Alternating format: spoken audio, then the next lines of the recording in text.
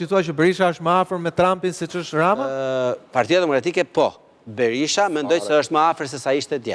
Ju kujtoni se Trumpi mendon tërë ditën për Partinë Demokratike në shpinë e bardhë apo kështu. Takimet e nivelit lartë, si janë bërë nga përfaqësues Partisë Demokratike apo të opozitës përfshi Fatmir Mediun e tjerë me radhë, nuk janë takime që mund t'i porositish me telefon celular, as në kafe, ato nuk ndërtohen nëse nuk ka me Fatmir Mediu ka më shumë vlerësim në Shtetet e Bashkuara se sa Berisha. Jo, pra vetëm Fatmir, janë një pjesë e madhe edhe elementve tjerë të kjo, Jordan.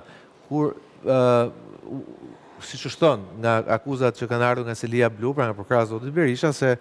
Ore, la civita, patjetër që do ketë ndikim absolut për ta ndihmuar. Te la civita unë e kam thonë from day one, nga dita e parë, një person që ka numër celular Trumpin, sigurisht potencialisht ndikon edhe kaq marrë filmi. Problemi këtu është tjetër, Jordan. Le ta marrim versionin tuaj, pra nga pikpamja juridike kuptoni, unë po nisem nga e kundërta, po e marr që ky version është i vërtet. Atëherë për një non grata, thot Selia Blu apo përkrahës Sali Berishës, u paguan $200,000 që shpallin non grata Sali Berisha. Pra u lobua. Shifre madhe. Unë mendoj që shifre e vogël duke pasur parasysh profilin e Berisha. $6 milion. Po, $6 milion që përputhet me profilin e zotit Berisha. Tani ma tuajti si ka mundësi për një që janë pagu 200.000 që ta shpallin non grata, paguajnë 6 milionë nuk e heqin dot. Atëherë, çmimet në Amerikë që ta dish. Patën kemi arritë pazari i doktorit, aty ku duhet. Unë kam vjeni për një procedurë për heqje jo non grata për sanksionesh ekonomike të Departamentit Thesarit dhe përfshin tërtharazi dhe vetë. Kështu që procedura është pare e thjeshtë.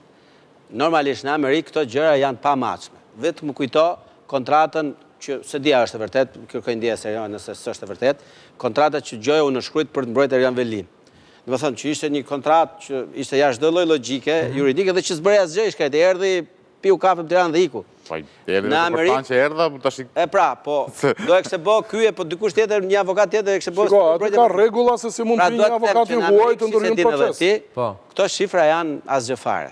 Në një vend ku qarkullen miliardë e trilion, ka avokat që të marrin 50.000 për një orë. $50.000 për një orë. Realist që nëse ka qenë një parti që gjatë gjithë kohës ka ushqyer komplekset e inferioritetit shqiptarëve, Amerika, presidenti ka qenë Berisha me Partinë Demokratike. Kemi një kompleks inferioritetit të tej skaqe me parti. Gjatë gjithë kohës, ne kujtojmë që po pate akses, po bërë një fotografi, dhe unë jemi bërë qisharak. Ne rregullojmë edhe marrëdhëniet dhe fytyrën tonë brenda vendit. Patjetër që mund të kemi një standard ekuilibri. Patjetër mund të kemi një marrëdhënie.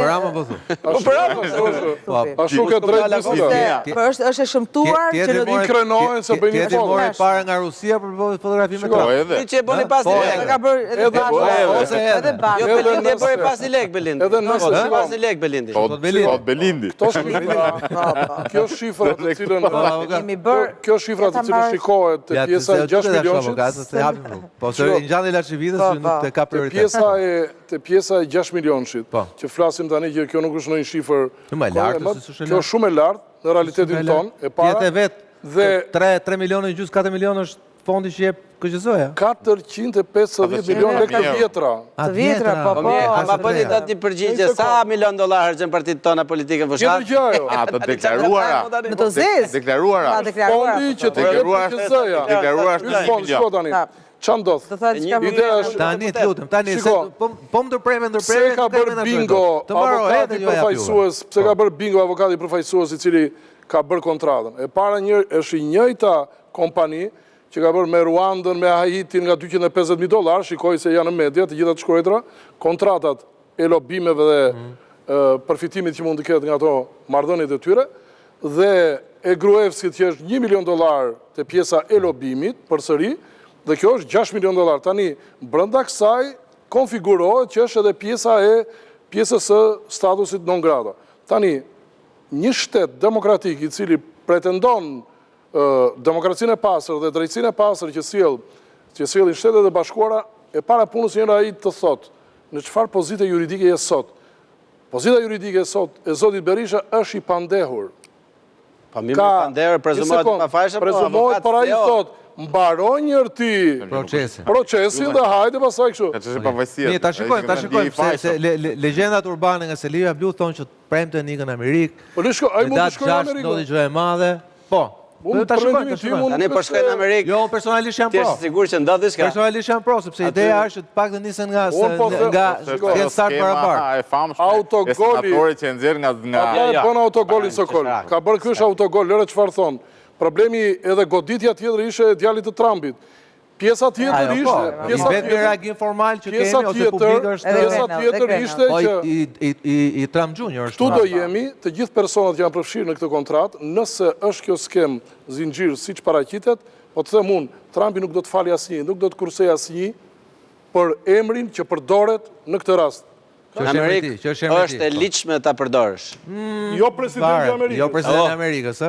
Fal, po ku shkon në Florida, ku shkon dhe pagun atje, ku shkojnë?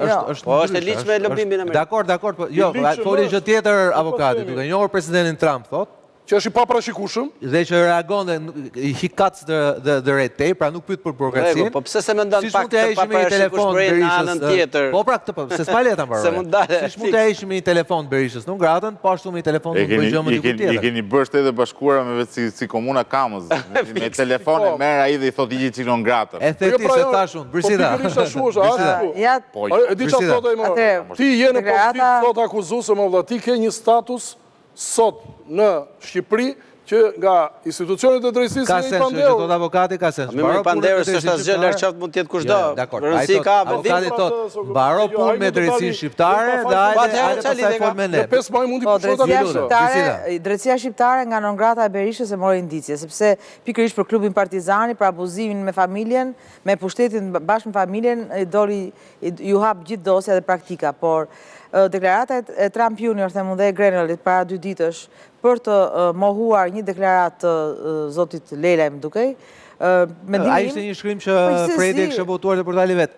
Fakt është që ata ju drejtuan aty tregon një vëmendje, shkrimi nuk ishte i Lelës, ishte marrja e portalit. Dhe për mua personalisht shkoi si një indicie për ta shfryrë të tullumbacen e Berishës që shkon në Amerikë dhe që rehabilitohet. Kam përshtypjen se ata i shohin të gjitha anët e medaljes. Domthonë, ky maksimalizimi i kësaj telenovele i Berishës në Amerikë, i Fatmir Mediut që japin dyert, kam përshtypjen se është akoma është më ndryshe, më me këmbë në tokë dhe jo kaq bombastike. Do ta shikojmë ditës që vinë, mos pak ditë na kanë mbetur.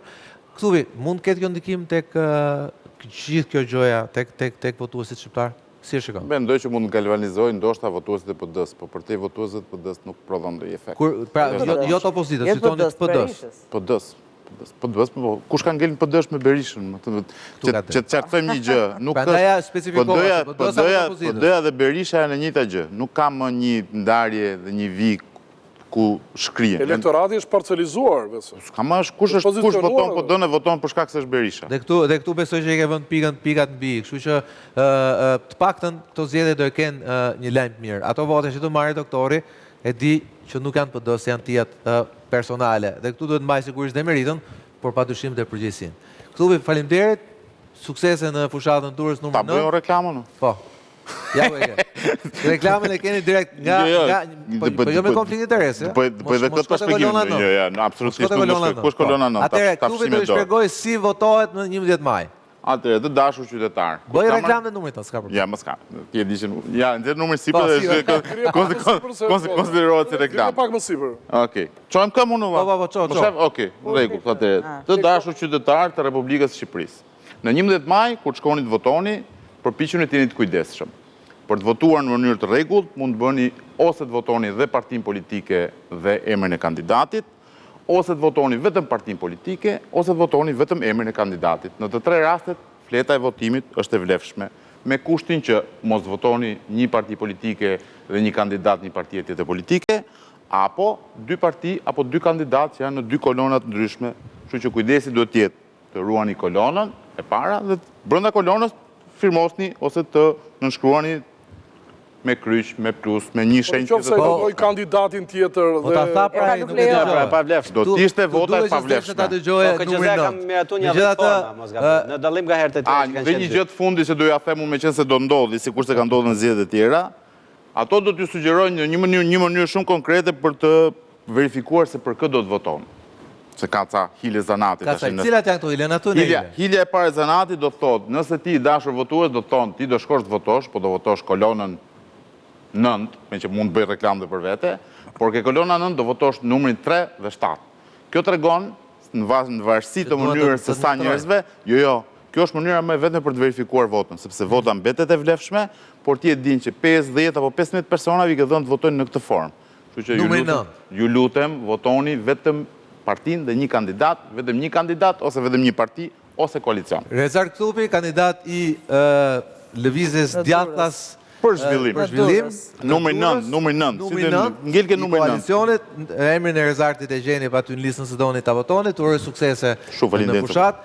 Nuk e di si do dalësh, por shpjegimin që e bëret, do thoja unë që atat kontratës Berishës duhet të kishën marrë ty si konsulent ligjor. Ka që sakë sa ishe. Faleminderit Këtupi, faleminderit Prisita ishe Knejsi, faleminderit avokat Knejsi, Jordan, si gjithmonë Knejsi, faleminderit që ishe sot program. Real Story rikthehet sërish nesër në ora 8. Deri atëherë nga Sokul Balla, natë e mirë.